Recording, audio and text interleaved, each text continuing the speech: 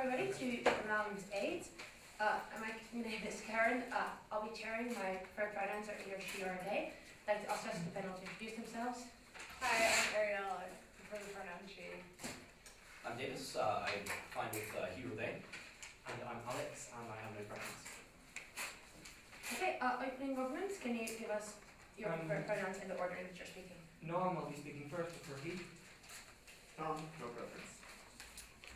Kelvin, he or they? You're speaking first, Kelvin? Yeah. Either he or they.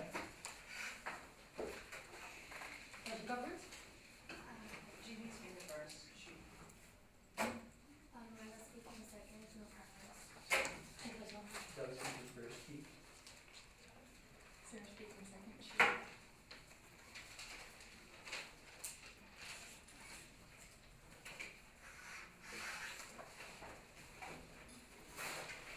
Okay, then on the motion that this House regrets the glamorization of startup culture that encourages people to start their own companies rather than pursue traditional career paths, I'd like to give the floor to the Prime Minister. Hear, hear.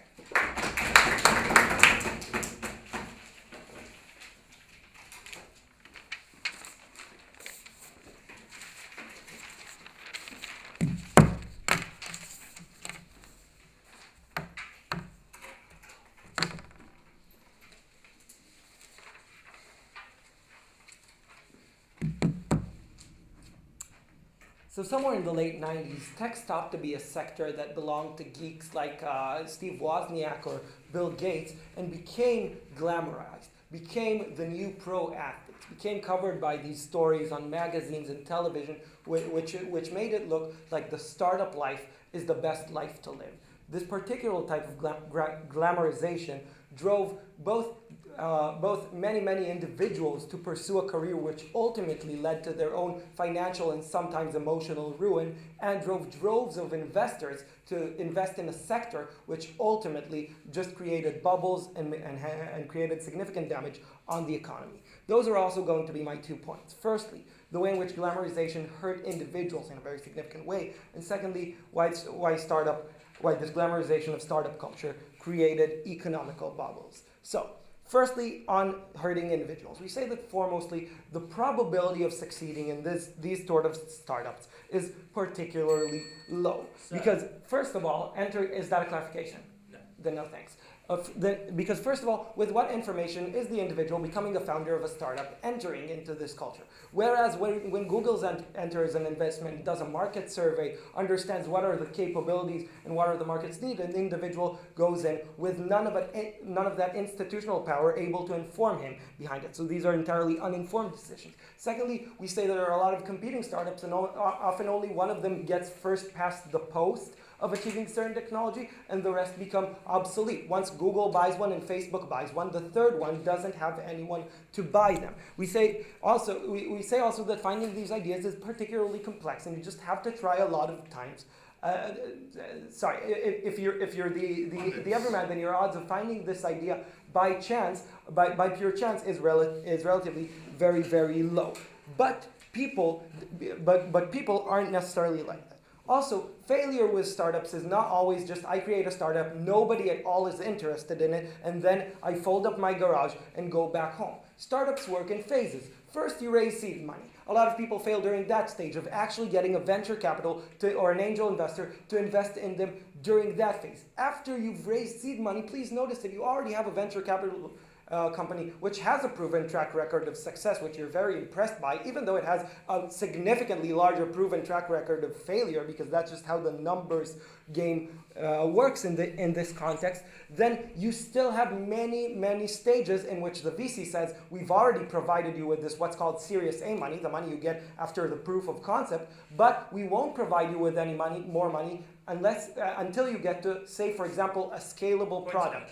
During those phases, and between every phase, the individual investor, the individual founder is forced to invest more time and more of their individual resources. Now, we say normally people would be poised to make similar decisions, but here particularly the effects of glamorization are very harmful because people are fundamentally uninformed and psychologically limited in making these sort of decisions.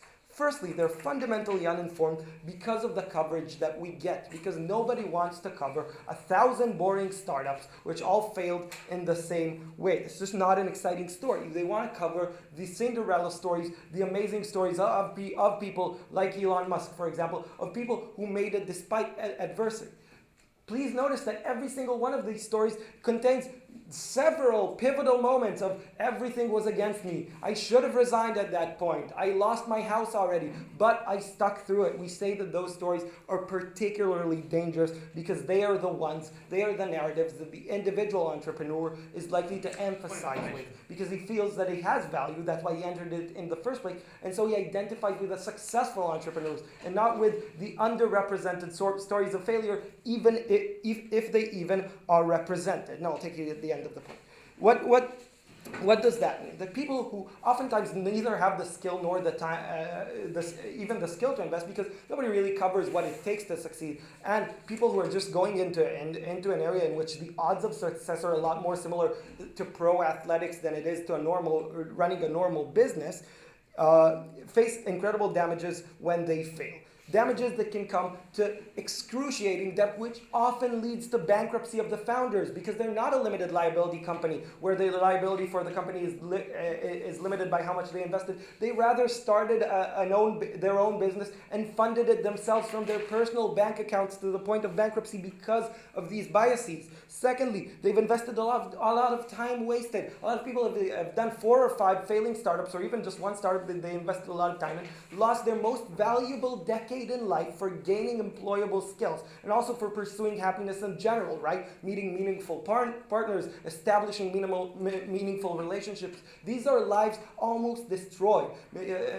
Damage that's very, very hard to recover from. Thirdly, we say the amount of relationships destroyed, both familial and romantic relationships, destroyed by the amount of investment and the extent of self-absorbedness that succeeding in the world of being a startup requires. Those are very pernicious. Yes, I'll take closing. Sure. So what kind of culture is going to replace startup culture if we're getting rid of this in the business world?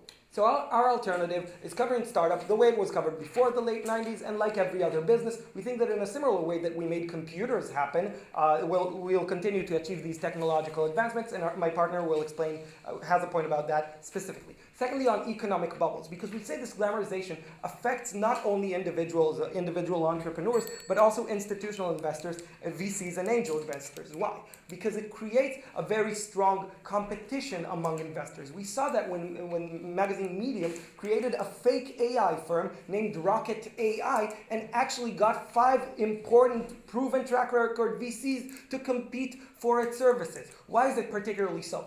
Because startup requires tons of technical expertise and no one can have enough expertise for all the areas they're invested in. B, because the glamorization led more and more money to be an influx of more and more money into that sector. We say that particularly has led to more and more money being invested in companies that have yet to prove of profitableness, and the amount of money flown in could never have been brought back. This creates a natural instability and a self-reinforcing bubble, which in the end had to end in a collapse, and will collapse again in areas like AI, for example, where the investors are so crucially uninformed because of the complexity. These sorts of collapses, like .com, for example, which oppositions can't ignore, and like future collapses that we will be facing, led in recessions, led in a lot of money lost, led in pension funds who invested in this, causing damage to people who weren't even involved, and terrible consequences in general. For those reasons, we beg to propose a threat startup culture.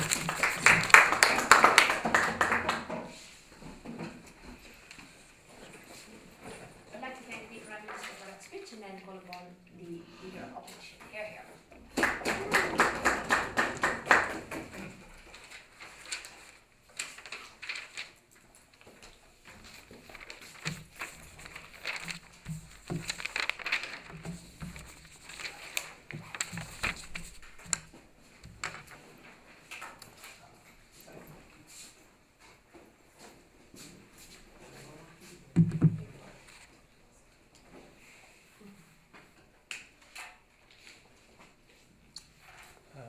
Ready?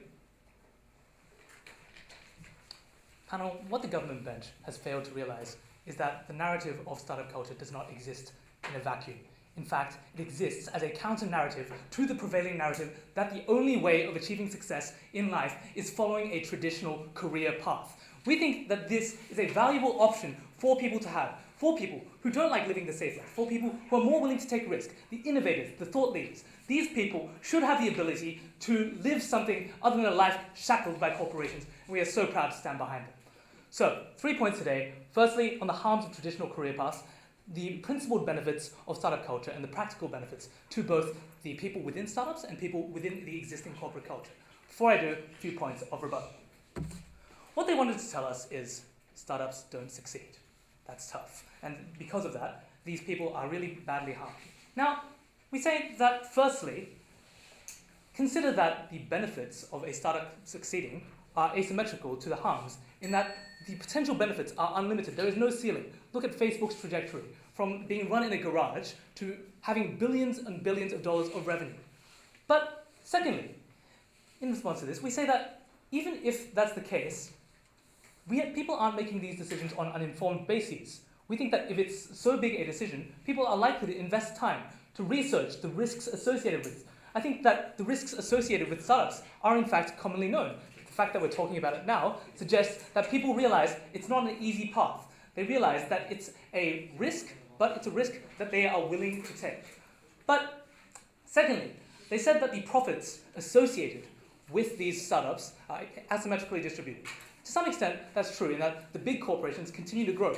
But you don't realize that in the background, they're also buying up the smaller startups, the smaller corporations, to suppress competition. And we think that's a great thing. In that when you start up the company that operates in competition with some of these bigger corporations, they're going to buy them up. And in this instance, we think that the people who start up these ventures are able to make a significant profit by serving as a source of competition. In order to preserve the monopolies, these big corporations will buy them up, and we think that these people benefit regardless. But finally, they talked about feasibility. Now, in terms of having seed money, venture capital, and a scalable product, we think that these things serve as a disincentive because people realize it is difficult, but we also think that they're a valuable filter in that they ensure only the successful products that will actually succeed are done. And it goes incrementally, so that you don't invest all your capital at once, such that you're going to lose a huge amount. Now, secondly, what we're talking about, they mentioned that there's skewed reporting, and that only the successful stories are done, and that people are encouraged to persevere. We think that, in fact, it's great that people are encouraged to persevere. We don't think people should be told to give up, lose hope. We would much rather allow these people, empower them, tell them that you are, in fact, capable of pushing through. We think that you are, in fact, agents and meaningful in and of yourselves. Finally, with regard to financial damage, they told us that the limited liability corporation is a great thing, and we agree. So we think many startups do in fact take this form, even if these people do invest their capital personally. But in terms of emotional harms, you're not being comparative here in that people currently sacrifice their careers. They sacrifice their family lives, they sacrifice their social lives in the pursuit of a successful career. Finally, in terms of bubbles, we think that bubbles are harmful, but the flow-on benefits that result from the innovation associated with these startups is worth it. Now, moving on to my substantive, the harms of traditional career paths. So, what we have to realize is that this is a regrets motion. This stuff has already happened, startup culture probably kicked in maybe 90s, 2000s. So the relevant comparative, we think, is the traditional career paths that existed, say, in the 1950s, where you would be working for the same employer for your entire life and gradually move up the corporate ladder. One thing we think is a big issue with this is that when you're working for a corporation, it's always about subordination of your own interests to the employer. And we think this always means putting yourself second. It means not prioritizing things like family in that you want to keep moving up. But we also think that the social mobility associated with this is a myth. It's kind of like the narrative fed to the model minority of Asians, and that if you study hard, you can get a good job and you'll be successful. This is untrue. Because we think that there are structural barriers in place that prevent people from being successful. We think that racism, sexism, other biases which operate either directly in that people are explicitly racist or indirectly in that meritocracy is an incredibly flawed metric in that those who are privileged are more likely to be better qualified, funnily enough. And in addition to the fact that the reins of power, those at the top of the corporate ladder, are always going to be those from privileged backgrounds. Since the reins of power are held by this, we think it's an unfair game and people are being tricked into this lifestyle. So, What we think is that in addition, so because of the way corporate culture is structured, it's very stifling towards individualism. It's very stifling towards conservatism in that it's game playing. If you show that you are like sympathetic to these causes, these people are likely to discriminate against you. So you do the things. You wear black shoes at interviews. You wear nicely tailored suits. You only do the one button. In this sense, we think that the game playing is perpetuated by this. But in addition, we think that imposes unrealistic expectations on people. In that they're told if you don't move up to the position of manager within 3 years, then you are a failure. We think that this is incredibly harmful to the self-esteem of people within this. Finally, we think the main reason most people would say the traditional career path is good is that it's safe, but that's increasingly untrue in the modern day. Job security is decreasing. No longer is it a matter of lifetime employment. Retrenchments are a very common thing nowadays due to technology and outsourcing, particularly overseas. So what do we see as being the benefits of startup culture? From a principal perspective, we think that it provides an alternative to those who don't want to subscribe to this lifestyle. It tells them that they are powerful agents, they're not just cogs in a machine. That they are not, in this instance, they're told that they are capable, they can do things. And we think that in this context, they're likely to act in their own self-interest. And we think it's the only way you can escape this lifestyle. And now on this, we think that you are capable of choosing something different, a different path. And in this path, you gain valuable skills. You learn the ability to think critically. You gain skills associated with entrepreneurialism, like you learn your way around numbers. Plus, we think that the expectations imposed on you are lower in that everyone realizes startups have a high expected failure rate. I've talked around the asymmetrical benefits, and also you get lots of innovation and technology and the benefits that flow for that, in addition to the accessibility to minorities. But more importantly, outside of just those in startups, we think this has flow-on effects on corporate culture. This has had flow-on effects on corporate culture, in that corporations have to compete against these startups in terms of lifestyle choice. And we think that this gives them incentives to innovate more, to create greater work-life balance, for increased inclusiveness and diversity, as shown by the McKinsey presentation last night. So what we think is that, firstly, it gives people another option. Secondly, startups have benefits to those in them, and they also change corporate culture we are so proud to oppose. I would like to thank the leader of opposition for that speech, and then call on the Deputy Prime Minister.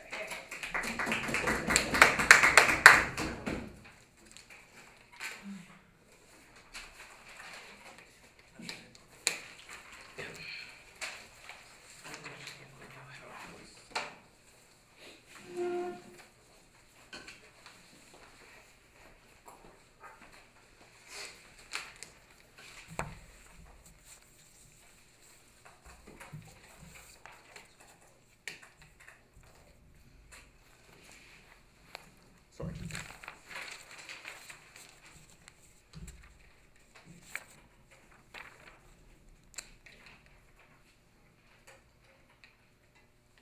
Okay. Two main points in my speech. Firstly, on innovation and why it works better under our side. We will still get most of the brilliant ideas they want from startups, but mostly exclusively them and more of them. Secondly, what is going to replace the culture and what are the alternatives when we say that we regret it? What is the likely alternative in terms of society and the cultural effects on that? Before we move on, a couple of points of direct refutation. Firstly, so they answer our case by saying, oh, but there's an asymmetry, right? Because there are endless gains when your startup succeeds. Know that asymmetry also exists in terms of numbers of people, right? If for every successful startup, we show you that there are likely 100 failing ones, then we don't know why the benefits of that one specific person are more important than the ones of the hundreds of failed. We think that moreover, it's just false, right? Because earning $1 million or earning $50 million are not a substantial difference as 100 people going from earning a reasonable salary, working their way in a career path, which I think is bad, I'm going to address in a second, then for them to completely lose everything they've had in their life. They just do not answer our case. Secondly, it just doesn't end when they tell you, oh, but people have the choice, and that's a great thing. No engagement with what we already tell you about the lack of choice because of glamorization, and how that works, and why people can't actually opt in and choose. Why people aren't that rational. When they tell us, oh, they cannot just make the decision, they just ignore our entire analysis. Secondly, when they tell us, oh, but you don't lose all your money, they confuse the people who invest like the VCs, like the venture capitals, and the people who is the founder, who invested most of his life and time. He is the one who had to put everything he had in his savings, who had to take loans, and he is the one still losing everything, even if the VC only lost $1 million out of 50. We just don't think that answers again. But let's answer our case directly. Let's answer their case directly. So telling us, oh, career paths are horrible comparatively. Why? Firstly, it tells subordination. This is not analysis, right? The world isn't Mr. Robot. There are companies with flexibility. Not everything is a huge multinational corporation, or like a huge conglomerate. People have choice. People have bosses who are nice to them to an extent because there's an incentive to do that because they still want to attract employees, by the way. People are still, even if they're told to do something, note that also when you have a VC or sometimes told to do something, let's raise Mr. Robot with Pied Piper and win the TV show clash for some reason. We just think that people are still likely to, even though they say subordination, have a reasonable life even in career paths. Secondly, it just isn't comparative to what we tell you about how most people would fail otherwise when they start their own startup. It tells, oh, subordination is terrible and they take all the time and money. No, you have a couple of hours a day that are yours because you are an employee of a company that has to respect laws, unlike when you are the founder and you are employing yourself and you can work the entire night, and you need to work the entire night because it's a new company and it is all depending on you and a couple of friends. It is uncomparable in any way. Secondly, bankruptcy and debt is something that doesn't happen that often or at all when you have that regular career path, which they don't engage with again. Thirdly, on their point of, oh, we improve corporal culture, they, again, confuse startups with other tech companies. There is still competition in that market because it is still lucrative, and we're still going to there's going to be a lot of innovation. However, and that's where you create better terms for employees because people compete over them, but it has nothing to do with startups, or do they ever bother to show you the connection to the debate. First point, how would you get most of the innovations? Because what would both opposition terms like tell you? Startup culture has created many great innovations like Google and Facebook. Here is why they are likely to be created anyway and in a better way. A few reasons for that. Firstly, large companies have a huge incentive to incentivize their employees and to encourage them having an idea. We see that with Google under 20%, like 20% free time, and their ability to go to the higher apps and present ideas to them. Why do they have that incentive? Firstly, in terms of competition over employees. Note, these are not factory workers. These are people who are usually very intelligent and people would like to compete over them because they want them in their company specifically. Meaning that providing them the option of having free time and doing things they like is something that is going to be very profitable for those companies. Secondly, because it is also profitable just like directly for these companies. If Google or Facebook or any other tech giant like IBM has a great idea right now and they keep profit of it, they have every incentive in the market to promote it. Secondly, because they say that the internet would have still existed, and things like Stack Exchange, Quora, and blog posts would have still existed, where they break the vertical chain of command that they would like to call subordination, right? Because there you can interact with people who are sometimes the vice president of Google who read a blog post that you posted online, or a question you've asked at Stack Exchange, or an answer that you got there, and therefore ideas can flow way more directly between those ladders. Thirdly, we say that things like conferences, again, that exist inside the nerdy culture of tech, are likely to be a place where ideas are exchanged. So specifically, if Mark Zuckerberg would have existed, he would still go to one of these conferences, considering that he worked on Harvard. He would still have a blog post about that Facebook, or he would still be an employee in one of the tech giants and attract the attention from there. And every incentive exists in order to promote the idea. But what is the comparative then, and before I actually get to that, CO? Okay, so those positive incentives that you just described exist in the status quo and they can coexist with the glamorization of the startup culture. What exactly are you changing on opening government? The hundreds of people who lost their money because of bad investments that would have not existed otherwise, which is what I've just said when I said, what is the comparative then? What is the comparative then? Firstly, less cost for the individual. If Google sponsored my project and took development under them, I am not losing the entirety of my money and fund when that project loses and fails out. Secondly, the idea that there is more scrutiny for these projects, because even if there is competition, it is competition from people who are more informed, can give more critical thinking for that, engaging specifically what we've told you already in the first part of our case. Thirdly, we say that even when those startups fail, it creates less damage to the system as a whole. Why? Because those companies have profit margins. They can absorb these losses, and therefore they can compensate for them when they go. Meaning, you are still going to get most of the good ideas, and even when those good ideas fail or bad ideas fail, it is less harmful, but most importantly, a lot of people are not going to be substantially harmed by those failures and are not going to even try at the first place and fail and lose everything in their life. Secondly, what is going to be the alternative in terms of culture? A few things. A, as we've already shown you from the previous point, innovation in tech is still going to happen, meaning people are still going to pursue going there. They're still going to pursue going to tech. They still want to study. They still want to sign up for Coursera and start learning to code, meaning you still have personal people aspiring to better themselves. Secondly, just we say that the idea that tech is like still a hot thing, even if you don't believe the first point, means that you are still going to have a nerdy culture at all. People are still would like to aspire to create innovation, would still like to go to work at these tech companies, and this is again why you get the innovation, just without the harms of the many people who start a startup without being able to actually fund it, without having the ability to actually return the investment, and their lives are ruined, and the system is ruined. Please, propose the motion. I'd like to thank the Deputy Prime Minister for that speech and then give the floor to the Deputy Leader of Opposition. Here.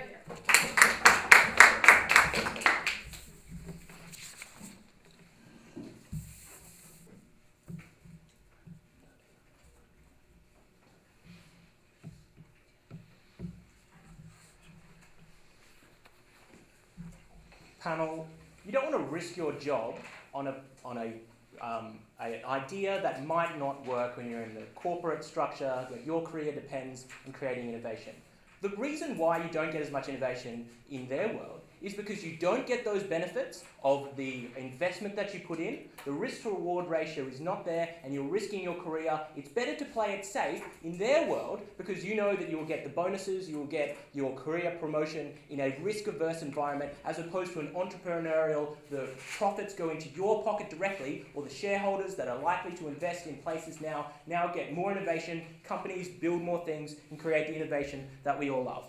But I'm going to talk about three things here. Firstly, on the failed cases that they wanted to dwell on. Secondly, on innovation. And lastly, on the benefits that they didn't engage with. Let's look at the failed cases that they staked their case on, because they told us that people fail. But panel, that also means that people succeed. And that these cases are, like, by and large, on a spectrum. You have the huge success cases of Bill Gates and Mike Zuckerberg, yes, but you also have small business owners, the people that would otherwise be slave labor wage workers. We would also think that it's more likely that these people understand the risk of starting their own business, and this means that not everybody actually actions the culture of startup cultures, and it means that they're less likely to take risks that are going to result in the damage to themselves. But secondly, panel, these people are consenting to those risks when they're opting into making that decision. When you do consider starting your own business, it's a well thought out thing that you've decided to do. You've actually had to take steps to get money from the bank. You've consulted with your family and friends in the vast majority of cases that we would defend. And that's really important because it's a norm that's incredibly empowering, that you are capable of achieving something new and brilliant, and we think often they do succeed, and that is really good. But but they said startup successes, the one or two startup successes aren't worth the fail cases. Firstly, many people win in small ways. Panel, entrepreneurship happens on a spectrum.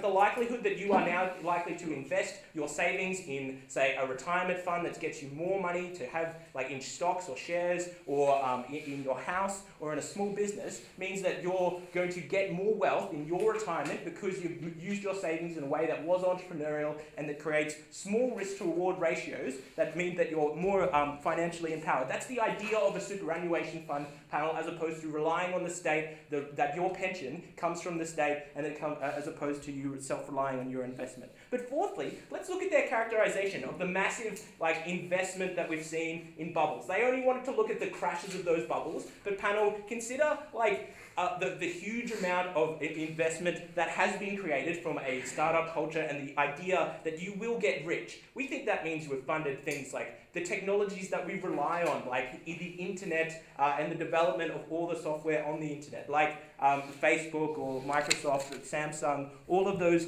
really good things. They started from a small case. They started from small things. But let's look at the worst case scenario. People who have lost their jobs, who have lost everything, because that's what all they wanted to dwell on. Often these people have no other way to sustain themselves because the corporations have seen them as too old, or they've said that these people are of a certain gender or race and that would be locked out because of the patriarchy or racism. But we also think that they're fired because of ageist or generous or ableist things. This gives them a way out, and also creates a norm that allows bankers to offer them finance at a more reasonable rate, because we've created a norm that you will be able to start your own business. We think that's incredibly empowering for these individuals. It also gives them a better mindset and a liberating mindset, the dream of owning your own business, out of a lifetime of just living under the man and having to deal with a dick boss that grinds you to the bone every day. We think If you are pigeonholed into workplaces, this is a liberating dream that means that people can eventually go out and start their own dream. We think that's incredibly empowering. Thirdly, does startup culture create boom and bust? Panel, the Great Recession started, there was many recessions and collapses way before startup culture came. We didn't think that you could pin that on us. But secondly, if anything, this has led to greater efficiencies because entrepreneurship necessarily cuts costs and allows greater ways to produce things and more efficiency, as opposed to centralized planning and corruption and internal nepotism that stagnates growth and creates less growth under their side of the house. But thirdly, booms fuel investment and growth, and oftentimes that's done in a sustainable way. We only see, and we learn from our mistakes, like in the GFC, we've had big reform there, and the Great Depressions only happen, and those recessions happen in a smaller way than under the central plan regimes where when the state collapse, everything collapses. Does anyone have a POI? Yeah, sure. Comparatively, the investors in venture capital firms are even more privileged because the rich and work in a lower information and thus less accountability environment. And so all the problems that have to do with privilege are even more so when you have to cater to those investors. Okay, so in your world, you've had old money that people with inherited wealth are going to be the dominant corporation owners, as opposed to entrepreneurs that can build themselves up from scratch. They don't have to be from a white privileged background in order to access wealth, because now you've been able to start your own business. We've seen plethora of entrepreneurs breaking that glass ceiling of who is rich in society. Like the comparative is before the 1950s, you had a class society, and now we've broken through that through the growth of an entrepreneurship culture. Let's look at innovation, because the opening government wanted to say that there would be more on their side. But firstly, consider that the last 50 years and how much innovation we would have not have got if we didn't have the innovative culture. We think these big corporations only get innovation because they have, like Google, for example, their innovation teams are based on an entrepreneurship culture. The only reason big corporations are innovative at the moment is because of a startup culture that they're trying to cultivate within themselves. They don't get that under their house. They get I have to be risk averse. I have to prioritize my career, and that's the only way that I'm going to move forward because I want to get my bonus. We think that you don't get the incentives to create innovation because not only do those individuals who are wanting to create things don't get the wealth that they would otherwise get under our side of the house, like the incentives and benefits for them. Panel the benefits. You get the revolution of the culture inside of organizations to live your dream. It equips individuals with skills and mindsets that they need in a context where they might lose their job. We equip them with that. We also get greater innovation. We trailblaze and make it easier and break down old classless money and make it easier for women and people of color to get into wealth. We are so proud to stand behind innovation and entrepreneurship. I'd like to thank the deputy leader for that speech, and then we'll come to the second half of the debate. Floor to the member of government. Here.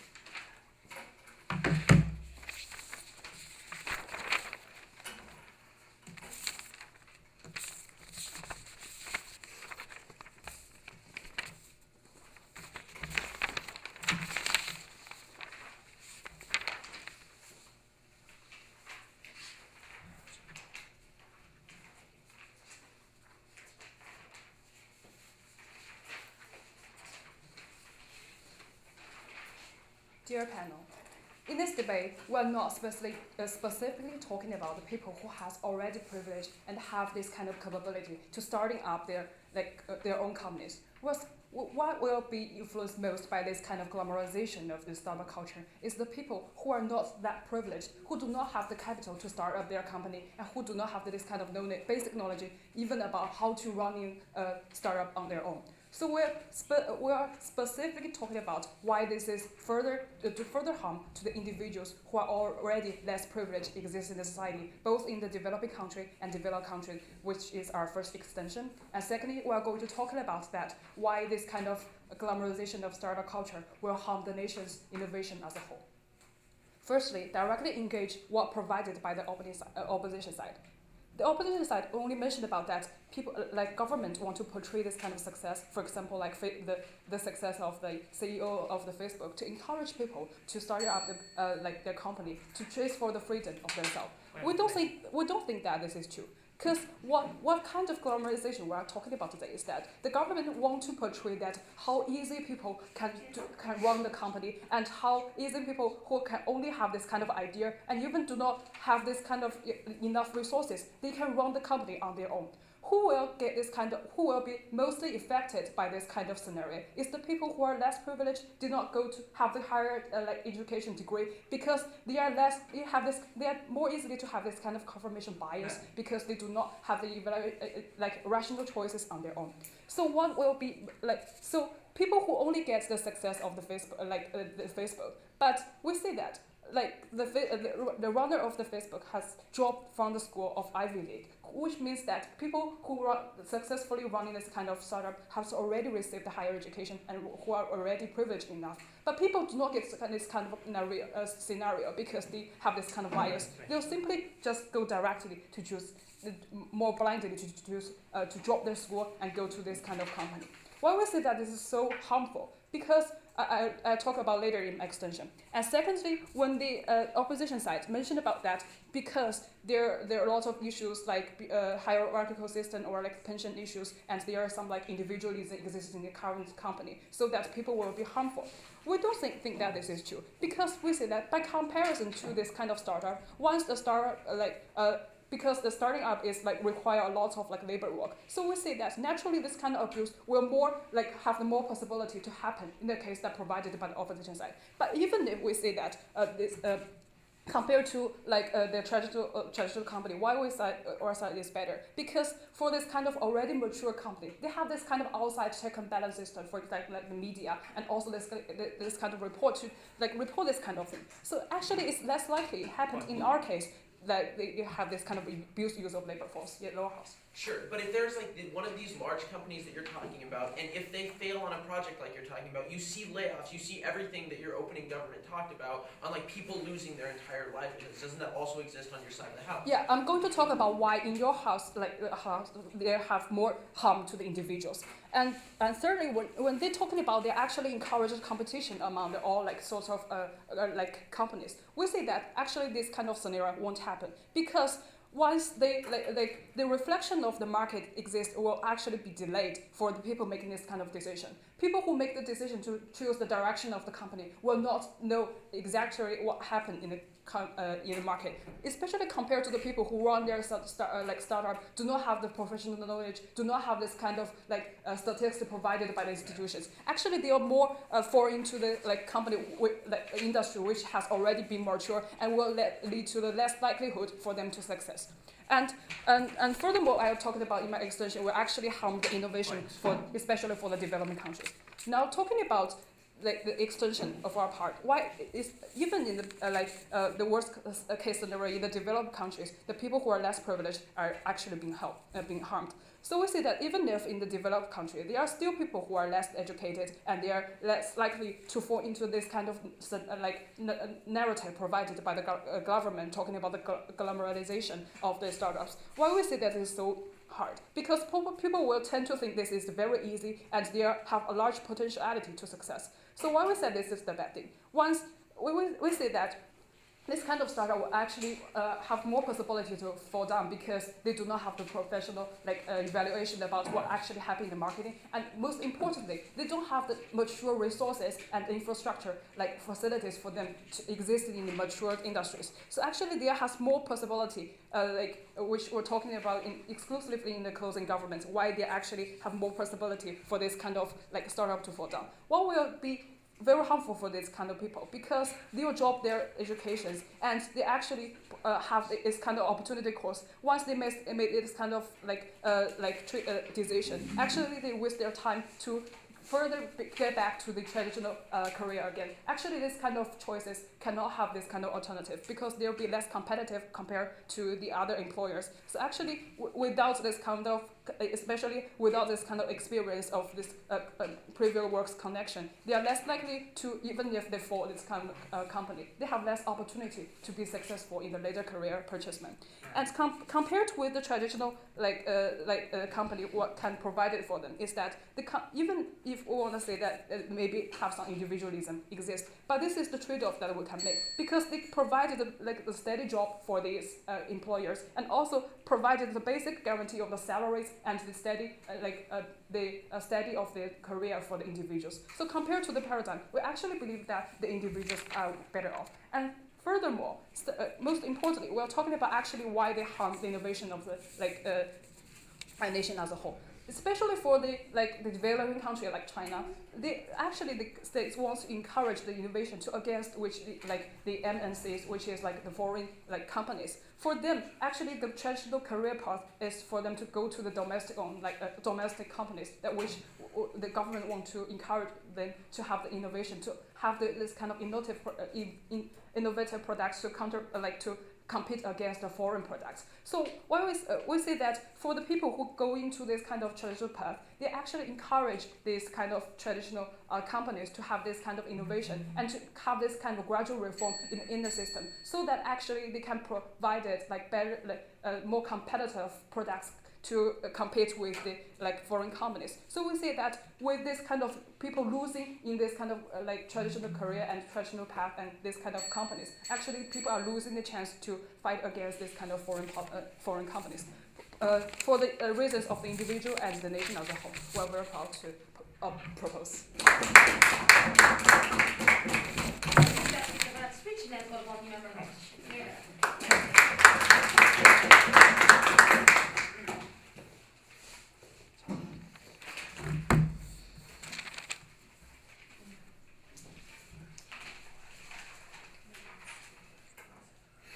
Me and Sarah believe that the weighing mechanism to weigh this round has largely been missing up to this point, because we think we've discussed a lot about the losses of individuals or the gain of certain individuals, but what me and Sarah are going to uniquely bring to you today is the benefit to all society. Whether these fail or succeed, we think there's an absolute mindset shift, and we think that is a benefit enough to vote for our side of the house. But before I get onto that, a little bit of rebuttal coming out of what we're hearing out of government bench, because we think OG gives the argument that some fail.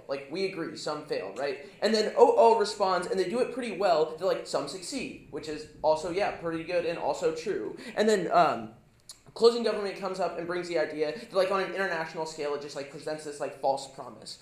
What we're bringing you is one, the physical benefit of if they actually succeed. So a lot of success cases and things that happen even if they fail that are physical benefits to people. Besides that, the mindset shift. But let's get into some direct rebuttal, because we think opening government kind of double crosses themselves when they claim that they get the same amount of technology but less people are trying, right? Because they give this statement in their last speech that is, we think that companies like Google will still be able to do it, but there won't be the 100 other people trying to bring something forward. We tell you there is going to be a net loss of technology and innovation. That is just logical if there's less people trying. We also tell you that the harms that they're getting on their side of the house, up and down the bench of these projects will probably fail with corporations because corporations fail all the time. Look at the tech giant Intel inside the United States. When the government decided not to buy their processors for their latest warplanes, they laid off 2,000 employees, and these people lost their entire livelihoods. This is on the same scale of people that are putting up all of these money for these tech startups. We tell you that the harm is the same in both cases,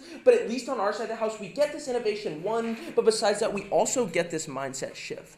We also say that these corporations, the idea that the disenfranchised populations cannot succeed in the tech startup world. We tell you one, that's just not true, right? We tell you, yes, it certainly is harder, and we will bite that 100 times, right? But we tell you it is even harder to succeed in the corporate Western world when there are so many things stacked against you as well. We don't think that uniquely just happens on their side of the house, and we are going to bring you a couple of ways of how in developing countries, we know the cards are also stacked against women and ethnic minorities, but they have a better chance of success in this startup community, and we are going to bring you that also. we think there are like these massive benefits, which I am going to get on into my positive matter right now. The first one is on these physical benefits, because we think we move like to get more competitive development, right? Because at the point where you have like more people in the market, you're probably going to get better goods, and you're probably going to have like a net benefit to society, rather than just having like 3 corporations like fight it out for like the one thing that they all think is like super cool, instead of like a bunch of individuals doing it. So we tell you that like tech startups likely only exist on our side of the house, and we don't think like opening government gains access to no, there's still people that are going to have these innovations, because like without this culture, without this glamorization, even the example, the metaphor they give of like sports teams, without professional sports teams, we don't think you get like every kid wanting to be in a sport, right? Like we think that like more people want to do these startups, you're going to get more startups, and we think that like on the whole is going to be a good thing. But let's look on like the international side and engage with closing government on this idea that like in developing countries this is like a harmful dream. Let's look to 2 specific examples. India and Nigeria have like collectives of women that are like getting together and like starting to like sell the goods that they make in their home. Why is this such like a huge deal in these societies? One, because they are not allowed to work in many cases in like the corporate societies that they live in. So we tell you the only way for them to make a profit, the only way for them to have advancement in the societies that has been set up is the startup culture. And we tell you when you get rid of that dream, when you get rid of the startup culture, you leave them no option now. So we tell you in like the developing world, it is always going to be like a net benefit for us, even if they fail in like some cases, which we tell you like yes, they probably will fail in some cases. But like the cases of success are going to help women in these countries for years to come because of the success of these very few women, and like it starts to change perceptions, which we think is extremely important because wealth allows for status. Also, we think that like this like we avoid stagnation, right? Like in like the more like in the developed world, we're going to avoid the stagnation because we get like more innovation. We just get more people trying in general, and we think this is always going to be beneficial. We start to see things like we see with tech startups with like 3D printed legs in North Africa from like 4 mine victims, and these come from tech startups that like, yeah, sure, they probably wouldn't exist on like the government side of the house. We tell you they're always going to exist on our side of the house. We're always going to get these better ideas and a better world at large. But yes, okay. We've shown you already why failures are less likely, can be better absorbed, and even are less harmful to the individual when they're in a corporation, since you have a CV and a severance package rather than crippling them. How many lives are you willing to sacrifice on the altar of freaking Uber? Sure. So we think that's a really good example. He thinks like there are these like mitigating golden parachutes for like the average employee. We tell you that's just not true, right? Like there are a lot of companies that you literally sign a contract to go work without these severance packages because like you need a job that bad because you may have gotten laid off from your last job. So like that is something really important. We don't think there's always these mitigating factors in place. And we also tell you that they're not absorbed as well by corporations, right? Because like corporations will like always lay off people rather than assets first because people are expendable, but their investments are not. So you're always going to have a more like cruel world in corporate America than you are going to have with like somebody who's like starting the like next Facebook in their garage. Let's move on to this mindset shift because we think it's important.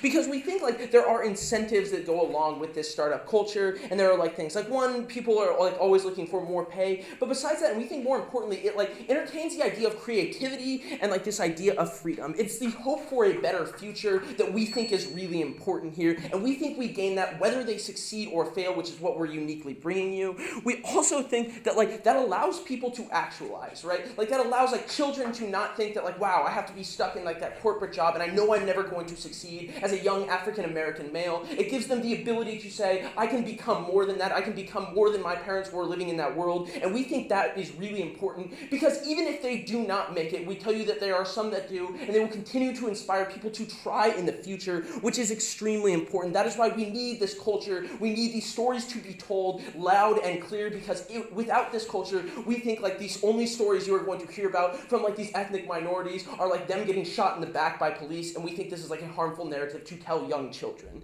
And we think that there's a much better one, there's a brighter future. We think we are teaching them like perseverance and this idea that like if you work hard enough, you can make it. And sure, we know the cards are stacked against them, and that is not true in all cases, but we think it is true enough to tell them, even if it is a slight lie, to like get that hope, to get them thinking that they can have a better future, so they can self-actualize in their life, so they can be happy and they can pass it on to their children to succeed. We are proud to oppose.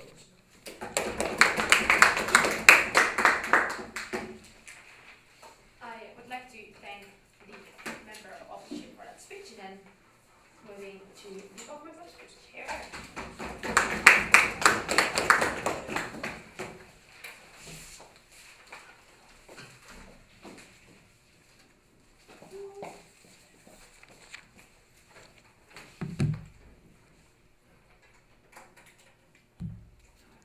Dear panels, the matrix for you to judge this debate is that which side can better protect those people without a privileged background and seeking a shortcut to success, and also which side better develop the whole nation as a whole. As closing, we don't regret that we have both narrative of supporting startup and supporting traditional career. We agree with some good points from startup, but what we regret is the glamorization of startup, the aggressive promotion and encouragement for startup.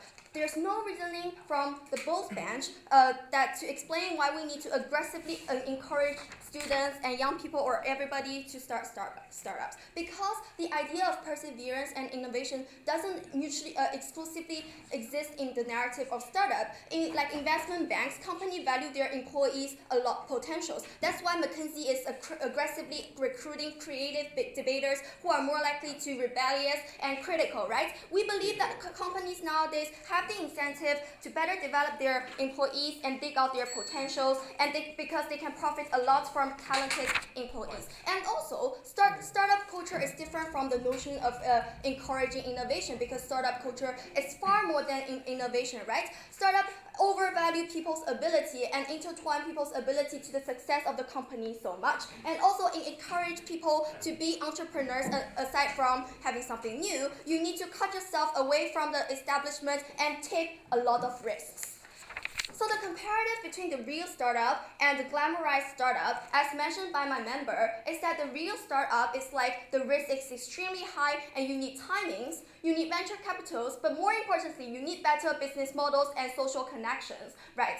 But the glamorized ones are extremely easy. Like you can start your startup in the garage without anything, but they overemphasize your ideas to start a startup, which means they encourage people to take a lot of risk and they like exaggerate the success, etc. More importantly, like the notion from the startup culture is that you should try regardless of anything. So people are more likely to disregard the reality and try something really dangerous. So the impact of this glamorization is that a lot of people, especially young people, they go to startups and they like drop out like their privileged counterparts, and like in fact thousands of startups every year, they have a lot of failures, etc. And also OG said that a lot of them go bankruptcy, right? But CG thinks that people will blame themselves a lot on their ideas after the startups. So why is this so harmful,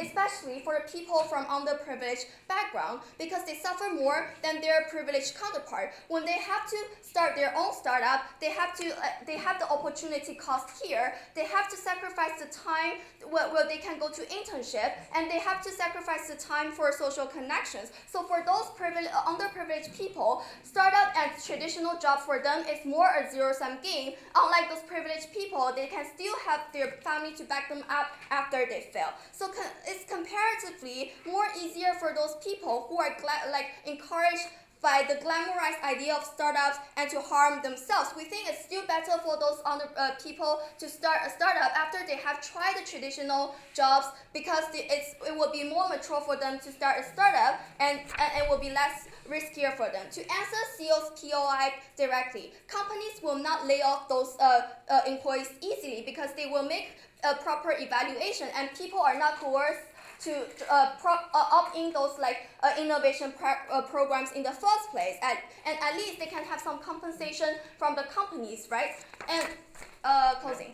Sure, isn't the individual harm to that person, although we understand it is great, outweighed by the societal impacts laid out in Yeah, this is what I'm going to talk about in the next classes. But firstly, let's finish that why this actually further make people feel subordinated and discourage people from after the failure and make them change to directly engage with the notion of subordination, which falsely exists in the traditional company. The success of startup is so intertwined with the person's merits. When a startup fails, then people will say that, oh, you simply lack ability, you simply lack this kind of merits, right? Instead of looking at those random factors, like maybe the timing is not there, maybe you lack the business models or the money you have, etc. So people will self-blame themselves a lot, and they they start to doubt their abilities even more, right? Because they now frame themselves as a failure, because in a startup culture, it seems that everybody can succeed so easily, but now you fail, so it's more easily for people to feel subordinated, and it's more easily for them to take less risks when they grow older. Women in Nigeria should start. This is the extension from the closing, to find a way to gain profits, but they have to prove to us that how they're going to compete against those male counterparts in Nigerian society in the first place, right? And why they aren't going to be persecuted or criticized by the society in the first place. Especially when they fail, their families will criticize them for wasting the resources and further discourage them to take careers, etc.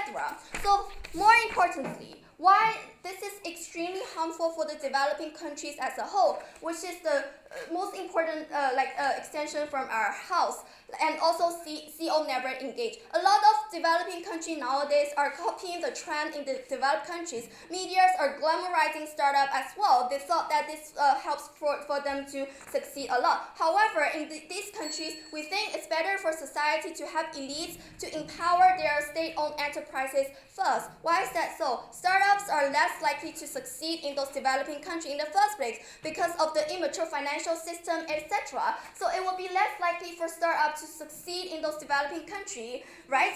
And also, we think since the biggest problem in those developing countries is that their economy is encroached by a lot of MNCs, right? And also, it's better. So the problem from that is that they're they have to consume or be bullied by those big nations with more powerful MNCs, right? So if you have those elites working for your traditional companies and have a lot of innovation, which will empower your own state companies, then this will it will be better for a country to develop their economy to empower them to counter against those MNCs. They never proved to us that why this innovation is so pernicious in traditional industry and why they can't bring benefits to those countries as well, right? So based on this, very proud to propose. I'd like to thank that speaker for that speech and then call upon the opposition whip to close the debate on behalf of the opposition engineer here.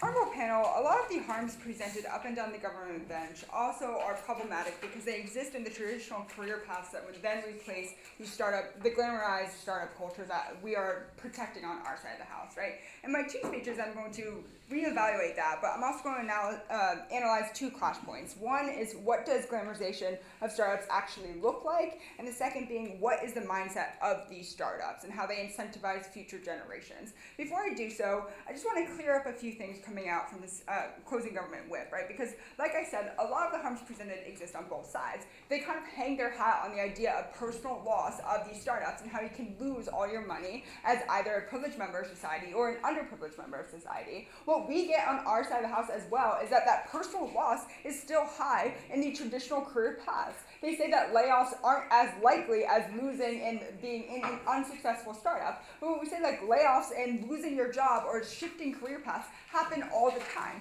So we think personal investment and personal loss still exists on both sides because life overall, when you're in employment, is difficult. So we think that when your business idea doesn't make it and your startup fails, it happens. We get it. Failures and successes do happen, but that can also happen in the traditional career paths. So we don't think these harms that they presented up and down the bench are unique to the glamorization of the startup culture. But also just getting into closing government extension about how the underprivileged of society might have self-blame when they actually have this startup being failed. When we think self-blame also exists on both sides, at the point where in a traditional career path you could have told yourself when you got laid off or fired from your job that you should have tried harder. And we think that self-blame just exists. A lot of the harms are not unique to the glamorization of the startup culture, and that is why in our positive matter that Doug's brings you today about the physical benefits to economic activity when you encourage the startup culture and you have those successes that break out of more people trying with that glamorization glamorization outweigh the similar harms presented on both sides of the house, right?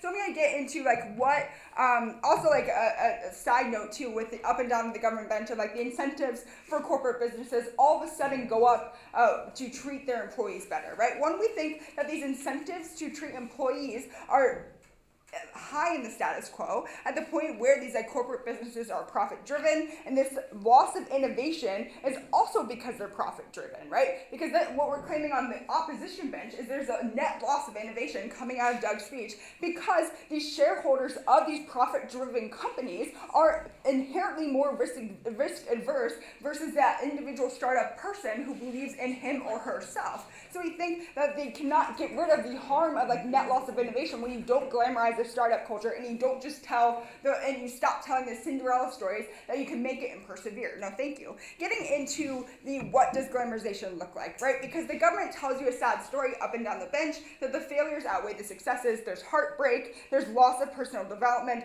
there's economic downturn. What the opposition tells you in closing opposition is that the benefits outweigh those harms and risks that you present, right? So we say what we did is the physical benefits to economic activity, and we analyze this through the developed and the developing world. Specifically in the developed world, what my partner told you is that you have more businesses being added to the overall economic activity of your home country. And whether that be like when you actually have that startup succeed because more people are trying because you don't have that net loss of innovation whatsoever, you have like these more businesses being added. It looks like jobs for others. It looks like personal profit. And also like goods or products for society writ large. When you have those people making 3D printers, or you have like enhanced development within the tech sector, that is like goods and products for society that benefits all and not just like a minute section of the world, right? So we also say that like options are also increased when you have the physical benefits added to the economic activity. What it looks like in the developing world, now thank you,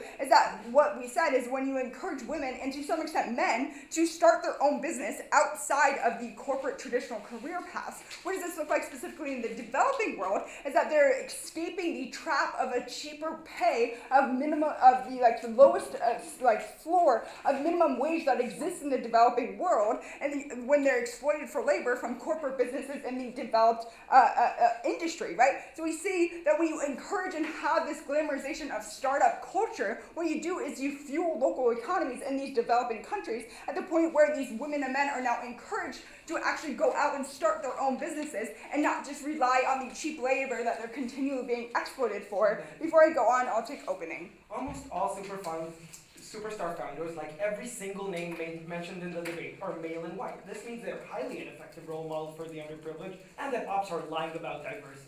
I don't think the only businesses in the entire globe are white men, right? There are like minority women that own businesses and started their own business at one point in the last decade, right? I don't think they can just pigeonhole us into the corner of being the privileged white male. I don't think that's like an analogous comparative from opening government. But what we do, so we have the physical benefits of economic activity added in both the developed and developing world. When you have this glamorization of startup culture, when you incentivize people to innovate and start their own businesses and add to their economy, either in the developed sense or developing sense. But moving on to the second clash point of what is the mindset of these startups, right? Because once again, you get the idea that it only discourages and it's like a lie. It's a false sense of hope coming up and down the bench. But what we tell you in closing opposition is that it actually incentivizes the future generations to try harder. It's a hope, even if it sometimes is a lie, because the failure is inevitable for some people. At least it's a hope for the future that even if it's success is difficult and sometimes rare, it's a tool of perseverance.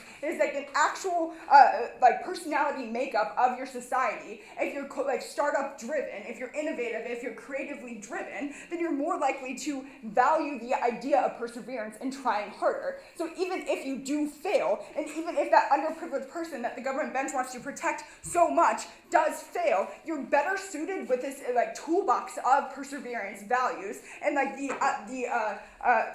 experience of failing and going through that perseverance, you're better suited with these characteristics to then move on into that traditional career path. So we think that even if you do fail, you do have some added benefits from this glamorization of the startup culture. So what has closing opposition told you? We say that the benefits of this startup culture and the glamorization of it far outweigh the mandatory harms presented by a government bench, and for those reasons, we are very, very proud to oppose.